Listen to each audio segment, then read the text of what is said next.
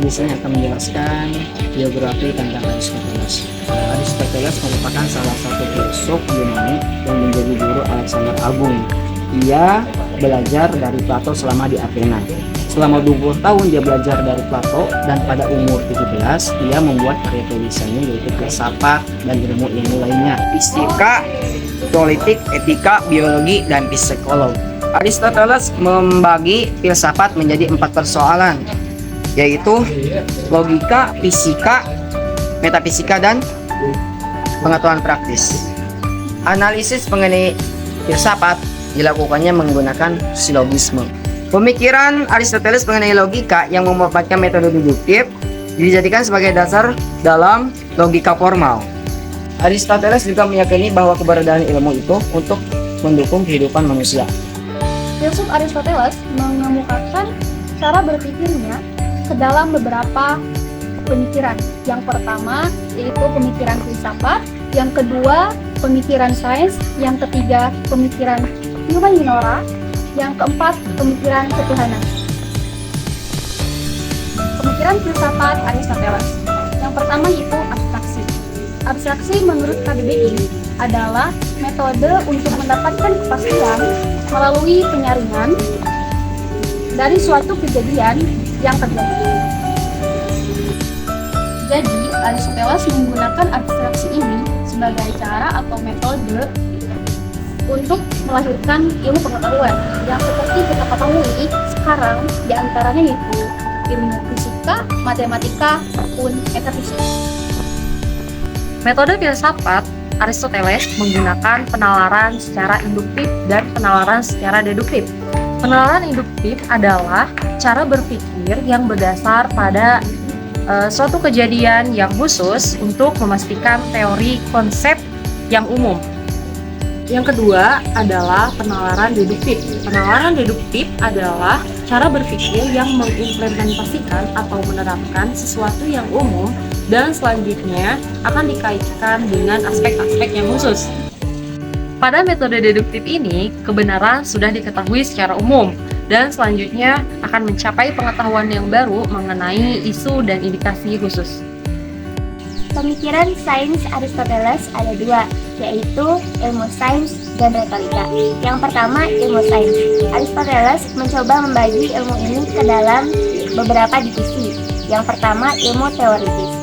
Aristoteles membagi ilmu ini ke dalam 3 subkategori. Yang pertama menjelaskan tentang benda-benda alam, yang kedua menjelaskan tentang objek dan geraknya, yang ketiga menjelaskan tentang benda-benda yang tidak bergerak. Yang kedua, ilmu produktif. Ilmu ini berfungsi untuk menciptakan suatu produk atau nilai guna, contohnya ilmu komputer. Yang ketiga, ilmu praktis. Bagi Aristoteles, ilmu ini berfungsi untuk menciptakan suatu kebahagiaan, karena Aristoteles percaya menciptakan suatu kebahagiaan adalah aktivitas jiwa yang paling mulia. Pemikiran sains Aristoteles yang kedua, yaitu retorika. Retorika diartikan sebagai seni berbicara yang baik yang dilakukan dalam proses komunikasi sesama manusia. Teori retorika milik Aristoteles menyebutkan bahwa efektivitas persuasi yang ditentukan oleh kualitas komunikator dalam menyampaikan bukti dengan logos, logika, pathos, emosi, dan ethos etika. Selanjutnya yaitu pemikiran humaniora. Humaniora merupakan studi yang memusatkan perhatiannya pada kehidupan manusia. Humaniora juga dianggap bertujuan untuk membuat manusia lebih manusiawi dalam artian lebih berbudaya. Di antara pemikiran humaniora yang pertama yaitu manusia. Aristoteles menganggap bahwa manusia sebagai makhluk sosial yang memiliki naluri untuk berinteraksi dan saling membutuhkan sesama. Yang kedua yaitu politik. Aristoteles membedakan negara menjadi negara yang benar dan deviasi negara yang benar. Negara yang benar menurut Aristoteles terbagi menjadi monarki, aristokrasi, dan konstitusional. Sementara deviasi negara yang benar meliputi tiran, oligarki, dan demokrasi.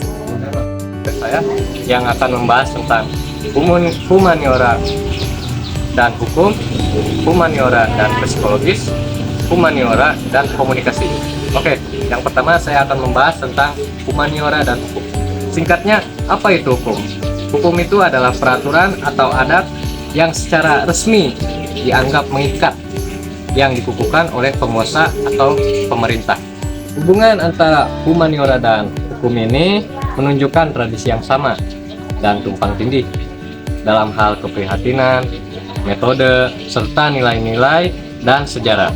Dalam kondisi terbaliknya persoalan humaniora dan hukum mendapatkan perspektif dan mendorong masyarakat untuk berpikir sendiri. Humaniora dan psikologi. Oke, jadi humaniora dan psikologi itu merupakan sebuah kedisiplinan ilmu dan terapan yang mempelajari tentang mental dan perilaku secara ilmiah. Psikologi ini bertujuan langsung untuk memahami individu dan kelompok dengan memperhatikan prinsip pribadi dan meneliti kasus yang spesifik. Humaniora dan komunikasi. Komunikasi adalah suatu proses ketika seorang atau beberapa orang, kelompok, dan organisasi menciptakan dan menggunakan informasi agar terhubung dengan lingkungan dan orang lain. Untuk tujuan humaniora komunikasi itu sendiri adalah menaikkan derajat seseorang yang tadinya rendah menjadi derajat yang lebih tinggi.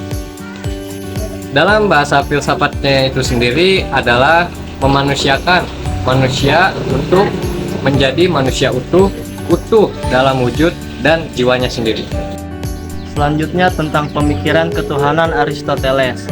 Menurut Aristoteles, pemandangan terhadap Tuhan yaitu Tuhan itu penggerak tetapi tidak bergerak. Lalu Tuhan itu menciptakan tetapi tidak mengurusnya. Yang dimaksud tidak mengurusnya itu tidak mengurus alam semesta ini. Siapa yang mengurus alam semesta? Yaitu makhluk hidup yang ada di dalamnya.